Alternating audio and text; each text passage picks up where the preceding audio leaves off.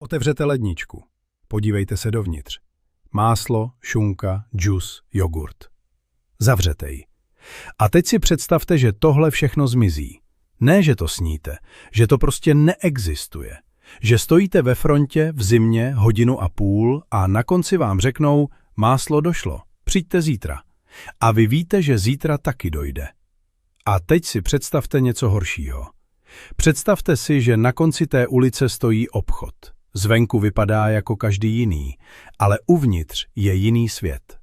Regály plné věcí, které jste nikdy neviděli. Džíny, které nesedí jako pytel. Cigarety, které nesmrdí jako Sparta. Whisky, po které vás nebolí hlava.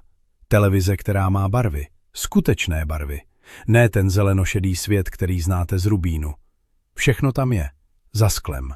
Krásné, lesklé, západní. A vy tam nemůžete nakoupit, protože v tom obchodě se neplatí korunami. V tom obchodě se platí něčím, co nemáte. Něčím, co většina lidí v celé zemi nikdy neměla. Speciální měnou. Měnou, která rozdělila národ na 2 třídy. V zemi, která přísahala, že třídy neexistují. Ten obchod měl jméno, 4 písmena. Každý Čech nad 40 to jméno zná. A když ho uslyší, cítí směs nostalgie, hněvu a absurdity. Tuzex. Tuzex nebyl obchod. Tuzex byl systém. Založený v roce 1957. Fungoval 35 let. Měl přes 300 poboček po celém Československu. Prodal zboží za miliardy tuzexových korun ročně. A vytvořil něco, co žádná socialistická propaganda nedokázala vysvětlit. Vytvořil 2 kategorie občanů. Ty z bony a ty bez. Průměrný plat v 80. letech kolem 2800 korun měsíčně. Levis v Tuzexu 800 až 1200 korun v přepočtu. 2 měsíční platy za kalhoty. Na západě odpolední výdělek. A pokud tohle byl systém rovnosti, pak rovnost měla velmi zvláštní definici. Dnes vám ukážeme 10 věcí. 10 konkrétních předmětů, které ležely v regálech Tuzexu. Předměty, na které se obyčejný Čechoslovák díval, ale nikdy je neměl. U každého vám řekneme cenu v bonech, cenu v přepočtu na výplatu a příběh, který za tou cenou stojí.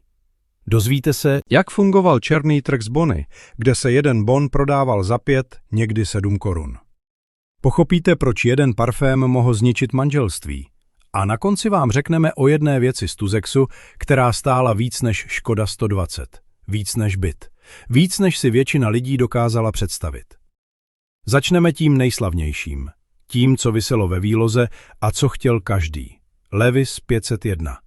Tmavě modrá bavlna, měděné nýty, kožený štítek vzadu na pase. Když jste je vzali do ruky, cítili jste rozdíl okamžitě. Tuší, těžší, jinak šité. Voněly jinak. Ne tou chemickou vůní textilky z Prostějova, ale něčím, co jste nedokázali pojmenovat. Západem. Tak voněl západ. V Tuzexu stály Levis 501 přibližně 50 až 70 bonů. Jedno bono se oficiálně rovnalo 1 koruně. Jenže bony jste nemohli koupit v bance. Nemohli jste si je vydělat v továrně. Bony jste získali jedním jediným způsobem. Výměnou za devizi. Zahraniční měnu. A zahraniční měnu měl jen ten, kdo jezdil za hranice. A za hranice jezdil jen ten, komu to režim dovolil. Takže tady je ta rovnice, kterou vám v učebnicích neukážou. Levis 501 nestály 50 bonů. Stály jednu věc, která se nedala koupit. Svobodu pohybu. A teď pozor. Existoval ještě druhý způsob. Černý trh. Na každém sídlišti, před každým Tuzexem, v každé hospodě existovali lidé, kteří bony prodávali. Šeptem, pod stolem. Cena? 1 bon za 5 korun. Někdy 6, někdy 7. Záleželo na městě, na sezóně, na tom, jak moc jste je potřebovali. Takže ty Levis za 50 bonů, na černém trhu jste za ně zaplatili 250 až 350 korun. Při průměrném platu 2800 korun to byl víc než měsíční plat. Za kalhoty. Za kalhoty. Na západě si je koupil 16letý brigádník z výplaty za víkend. Víte, co je na tom nejabsurdnější? Nebyly ani tak pohodlné. První 2 měsíce v nich člověk chodil jako robot, protože ta tuhá denim látka se musela prošoupat. Ale to bylo jedno. Protože Levis nebyli o pohodlí, byli o statusu. Když jste šli po ulici v Levis, lidé to viděli. Věděli, že máte přístup, že patříte k těm, kdo mohou. A to bylo v socialismu víc než jakýkoliv luxus. To byla moc. Ale Levis byli jen začátek. Protože v Tuzzexu ležel jeden předmět, který stál 3krát míň, ale jeho symbolická hodnota byla 3krát větší. Předmět, který se dal schovat do kapsy a který okamžitě řekl celému světu, kdo jste. Marlboro. Červenobílá krabička. Kovboj na koni někde v Montaně. A v Československu 80. let nejrychlejší způsob, jak říct, já mám přístup a ty ne. Krabička Marlboro v Tuzzexu stála kolem 3 až 5 bonů.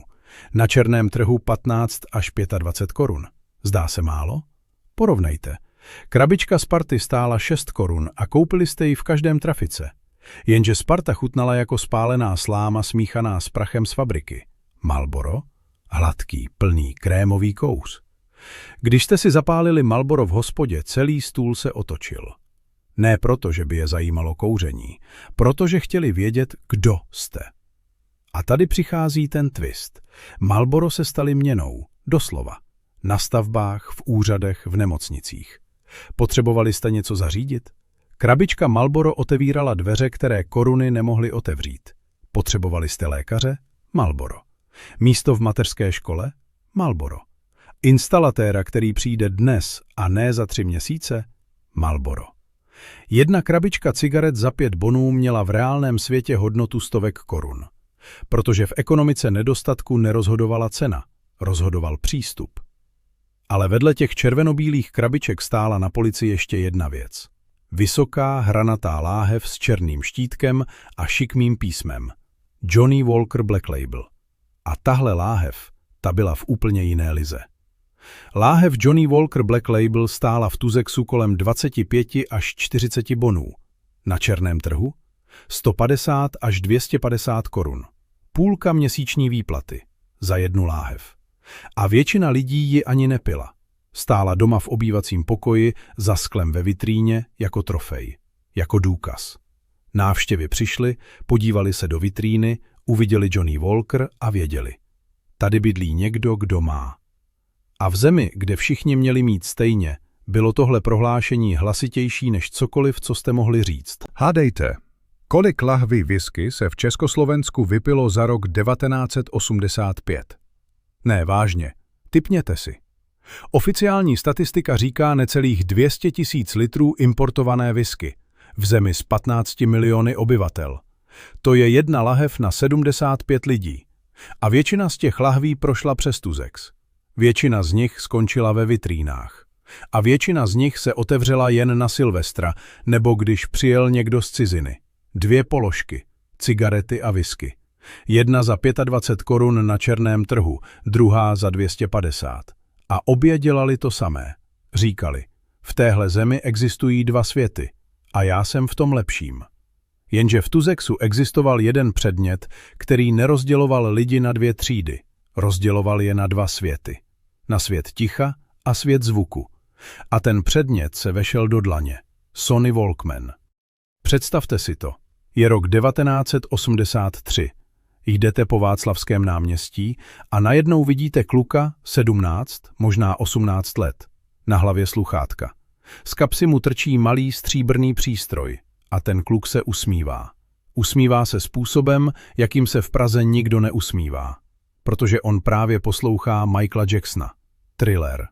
A vy posloucháte Tramvaj číslo 22 a paní, která na vás řve, že jí stojíte na noze. Sony Walkman se objevil v Tuzzexu na začátku 80. let. Cena? 80 až 150 bonů. V přepočtu na černém trhu 400 až 750 korun. Čtvrtina roční výplaty. Za přehrávač kazet.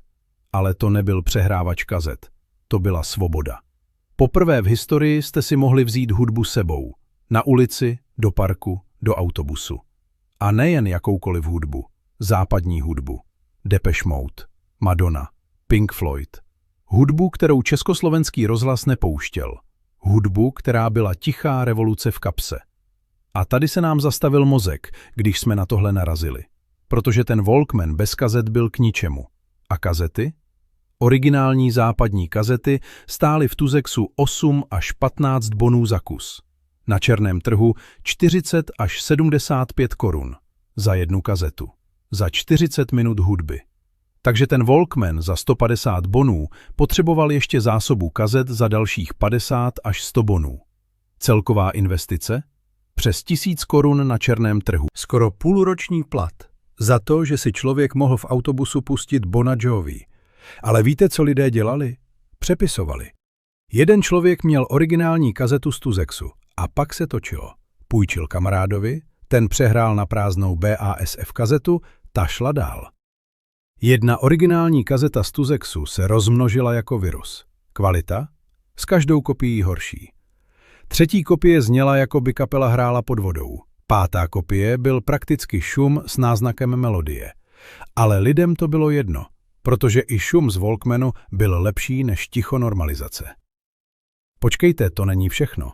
Existoval jeden detail, o kterém se nemluví. Walkman měl 2 zdířky na sluchátka. 2. A tohle nebyla náhoda. Sony to navrhl pro páry.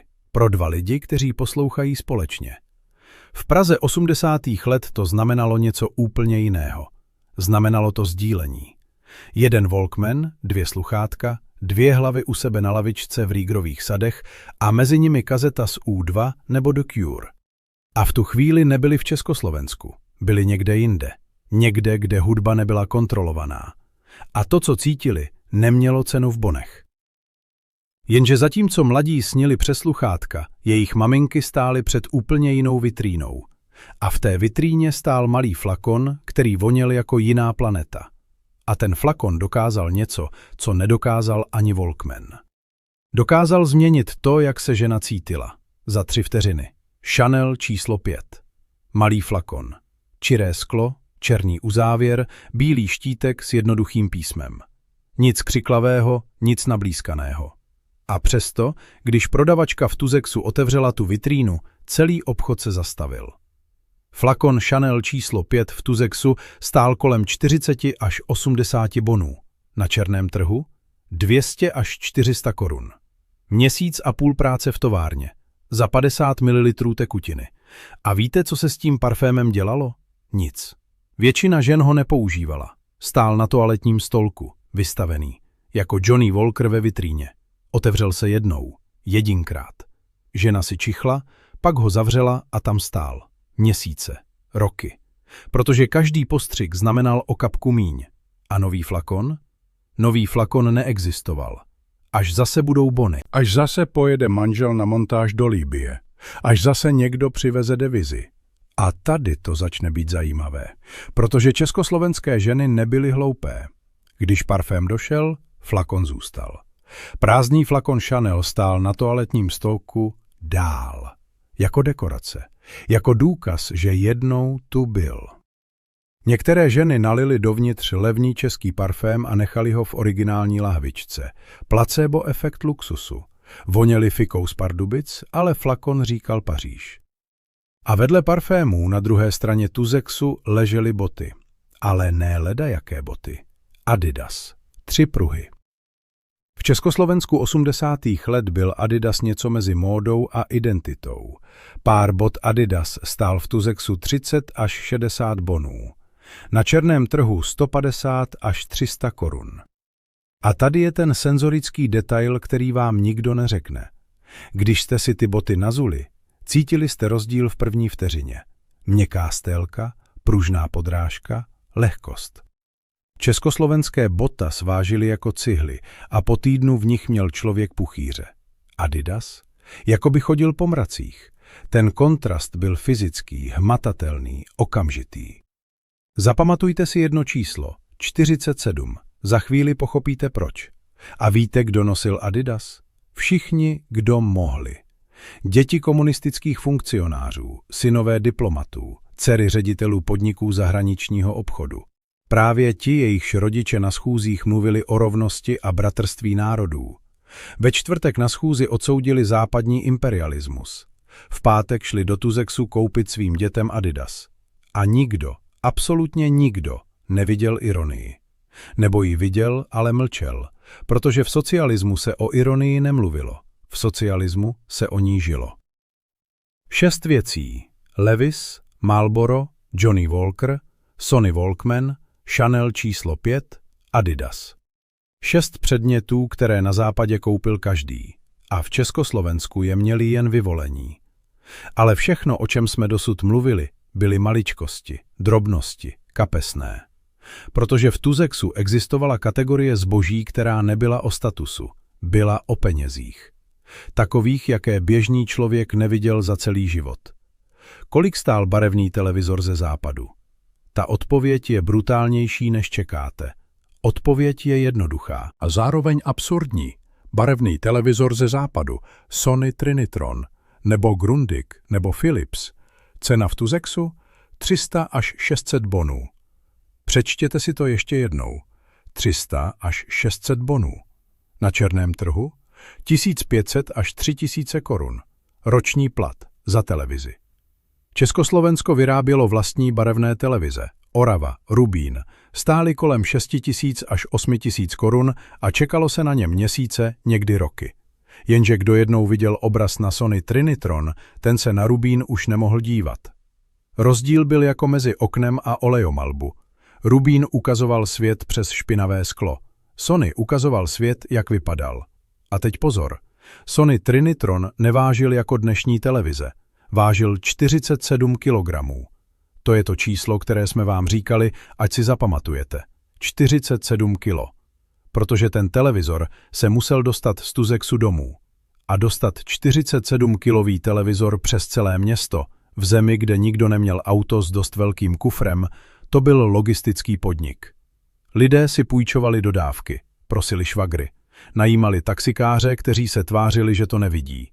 A pak ten televizor stál v obýváku jako oltář. Nikdo se ho nesměl dotknout. Děti se na něj dívali z 2 metry. Manželka ho utírala speciálním hadříkem, který přišel v krabici. Ten televizor nebyl spotřebič, byl to rodinný klenot. Ale víte, co bylo ještě šílenější? Videorekordér, VHS, Panasonic, JVC, Sharp. V Tuzexu od roku 1984 za 400 až 800 bonů. Na černém trhu 2000 až 4000 korun. 1,5 ročního platu. Za přístroj, do kterého jste vložili kazetu a nahrávali si pořady. Nebo, a tady se dostáváme k něčemu, o čem se mluvilo jen šeptem, si mohli přehrávat kazety ze západu. Filmy, akční filmy, Rambo, Terminátor, Rocky, v originále, bez dabingu, bez titulků. A taky filmy, které nebyly akční, filmy, které se nepouštěly v kině, filmy, které režim nazýval zkázonosné. Kolem videorekordérů vznikl celý podsvětní ekosystém, půjčovny, neoficiální. Chlap v paneláku, který měl 200 kazet v poličce a půjčoval za 20 korun na noc. Seznam filmů psaný rukou na papíře. Donáška po setmění. Vrácení do 24 hodin, jinak pokuta. Celá ekonomika, celý systém, celý svět zábavy, který existoval mimo stát. A poháněl ho jeden přístroj z Tuzexu za 800 bonů. 8. věc. 8 předmětů. 8 cenovek, které říkali totéž. V téhle zemi si buď uvnitř, nebo venku. A my jsme si ty ceny spočítali. Levi's, Marlboro, whisky, Walkman, kazety, parfém, boty, televize, videorekordér. Dohromady přes 1500 bonů. Na černém trhu přes 7500 korun. Skoro 3 roční platy za 9 věcí. Předmětů, které na západě měla každá domácnost střední třídy. A zbývají ještě 2 položky, 2 poslední. A jedna z nich je tak absurdní, že když vám řekneme cenu, nebudete nám věřit. 9. věc na seznamu nebyla luxus. Nebyla to elektronika, nebylo to oblečení, nebyl to parfém. Byla to věc, kterou na západě kupovala každá domácnost, každý týden, bez přemýšlení. Káva, Nescafé, sklenice instantní kávy s červeným víčkem. V Tuzexu za 8 až 15 bonů. Na černém trhu 40 až 75 korun. A tady se zastavte. Protože tohle je moment, kdy celý systém přestává dávat smysl. Československo mělo vlastní kávu, Mletou, balenou, dostupnou. Stála pár korun. Ale Nescafé bylo jiné. Rozpustná, rychlá, vonavá a hlavně západní. Když přišla návštěva a hostitelka vytáhla Nescafé, to nebyla jen káva. To bylo sdělení. Já mám přístup k věcem, které vy nemáte. Vedle Nescafé ležely na policích další drobnosti, které na západě nestály nic a v Československu měly cenu zlata. Čokoláda Milka, žvíkačky v Wrigley's, Coca-Cola v plechovce. Představte si to. Plechovka Coca-Coly. V Americe za $0,25 z automatu na každém rohu. V Praze za 5 bonů, přes 20 korun na černém trhu. A lidé ji nepili. Schovávali plechovku. Prázdnou plechovku Coca-Coly. Stála na polici jako suvenýr, jako fragment jiného světa. A tady přichází ta šílená část. Protože celý ten systém, celý Tuzex, celý trh s bony držel pohromadě díky jedné neviditelné síti. Síti vexlováků. Vexlováci. Překupníci deviz a bonů. Stáli před Tuzexem, v pasážích, Na nádražích. Znali vás podle obličeje. Věděli, kdo kupuje, kdo prodává, kdo donáší. Měli vlastní jazyk, vlastní signály, vlastní teritoria. Jeden vexlák na můstku v Praze údajně protočil za měsíc bonů za 250 000 korun. 250 000. Při průměrném platu 2800 měsíčně. Ten člověk vydělával víc než ředitel národního podniku. A oficiálně? Oficiálně byl nezaměstnaný. Příživník. Trestný čin podle paragrafu 188 trestního zákona. Příživnictví. Trest? 6 měsíců až 3 roky. Takže si to shrňme. Stát vytvořil obchod, kde se platilo speciální měnou. Tu měnu nebylo možné legálně získat bez deviz. Devizy nebylo možné legálně získat bez cestovního pasu. Cestovní pas nedostali ti, kdo nebyli spolehliví. Spolehliví byli ti, kdo byli ve straně. A ti, kdo byli ve straně, kázali rovnost. V obchodě, který byl důkazem nerovnosti. A kolem toho celého vznikl černý trh, který stát potřeboval, ale pronásledoval. Protože bez černého trhu by Tuzex nefungoval. A bez Tuzexu by stát neměl devizy.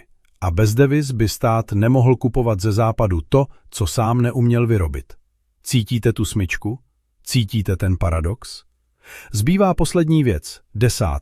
Ta nejdražší, ta nejabsurdnější. Věc, která stála víc než byt, víc než Škoda 120. A přesto ji lidé kupovali. Protože v Tuzexu nešlo o peníze.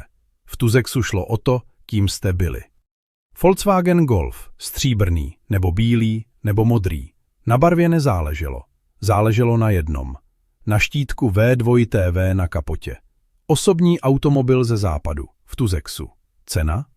3 000 až 8 000 bonů podle modelu a roku výroby.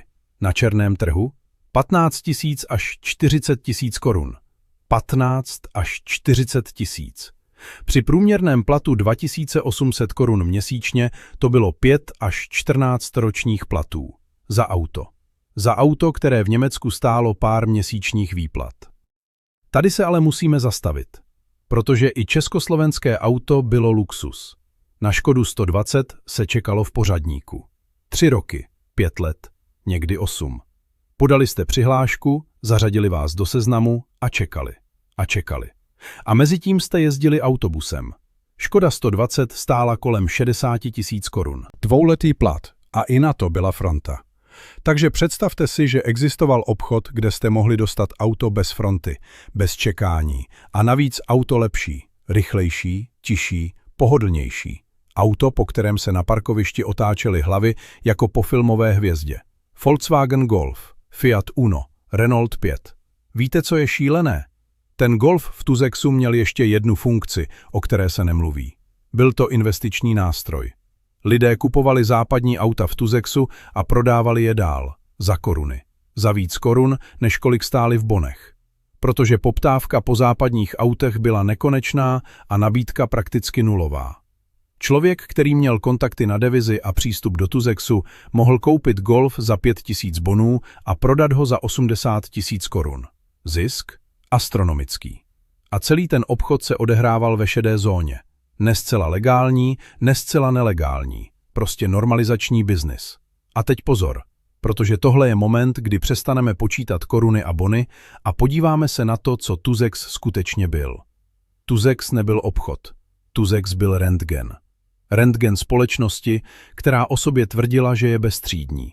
Svítil skrz propagandu a ukazoval kosti. A ty kosti říkali něco velmi jednoduchého. V Československu existovaly dvě kasty. Kasta z Bony měla džíny, Walkman, whisky, televizi, auto. Kasta bez bonů měla Spartu, Rubín, Botas a Frontu na banány. A obě kasty žily na stejné ulici, chodili do stejné hospody. Jejich děti seděly ve stejné třídě. Ale jedna třída měla v penále žvíkačky v Wrigley's a druhá neměla nic. Režim to věděl. Věděl, že Tuzex je důkaz proti jeho vlastní ideologii, ale nemohl ho zrušit. Protože Tuzex přinášel devizy. A devizy znamenaly přežití. Takže socialismus, systém, který tvrdil, že zrušil třídy, provozoval obchod, který třídy vytvářel. Ne jako vedlejší efekt, jako obchodní model. A to, co nám zbylo, nejsou bony. Je to otázka. Pamatujete? Na začátku jsme vám říkali, ať otevřete ledničku. Máslo, šunka, džus. Všechno tam je. Bez fronty, bez bonů, bez čekání. A teď už víte, proč jsme to říkali. Protože před 35 lety stálo máslo v ledničce jen tehdy, když bylo. Džus neexistoval, pokud to nebyl UP z prášku. A šunka? Šunka byla ta, která byla, ne ta, kterou jste chtěli. A vedle téhle reality existoval obchod, kde leželo všechno, co jste kdy chtěli. Za cenu, kterou jste nikdy neměli. V měně, ke které jste neměli přístup. V systému, který o sobě tvrdil, že patří všem. Ze všeho, co jsme vám dnes řekli, jedno číslo nás pronásleduje nejvíc. 7500 korun. Tolik stálo 9 běžných západních předmětů na černém trhu. Skoro 3 roční platy. Za věci, které v Londýně, v Mnichově, v New Yorku koupila každá sekretářka z jedné výplaty. 3 roky práce v Československu za měsíc normálního života na západě. Tohle číslo není o nostalgii. Tohle číslo je o systému, který okradl miliony lidí o věci, které jim patřily. Ne o Levi's, ne o whisky. O možnost. O možnost žít normálně. A víte, co je na tom nejpodivnější? Tuzex nezemřel s revolucí. Formálně existoval až do roku 1992. 3 roky po sametu. 3 roky po pádu režimu tam ještě prodávali zboží za bony. Protože systémy neumírají, když padne ideologie. Umírají, když přestanou vydělávat. Dneska otevřete ledničku a máte všechno. Jdete do obchodu a koupíte Levi's za 2000. Johnny Walker za 700. Coca-Colu za 20 korun. Nikdo vám neřekne ne. Nikdo nechce vidět vaše bony. Nikdo se neptá, jestli jste spolehliví. A přesto existuje celá generace, která si pamatuje ten pocit. Nos přilepený na skle. Výloha plná věcí, které nebyly drahé, byly nedostupné. A v socialismu je nedostupnost dražší než jakákoliv cena. Která z těch 10 věcí vás nejvíc překvapila? Nebo znáte vlastní příběh z Tuzexu? Možná vaši rodiče, prarodiče, známí. Napište to do komentářů, protože tyhle příběhy se ztrácejí a zaslouží si, aby je někdo slyšel. Jestli vás tohle dostalo, nechte tady like. Ne kvůli nám, kvůli algoritmu. Ať tohle video uvidí víc lidí. A pošlete ho někomu, kdo si Tuzex pamatuje. Nebo naopak někomu, kdo se narodil po revoluci a nemá tušení, že tohle existovalo. 73% lidí, kteří tohle video sledují, nemají odběr. YouTube jim příště tohle neukáže. Odběr je zdarma, trvá sekundu a příští týden jdeme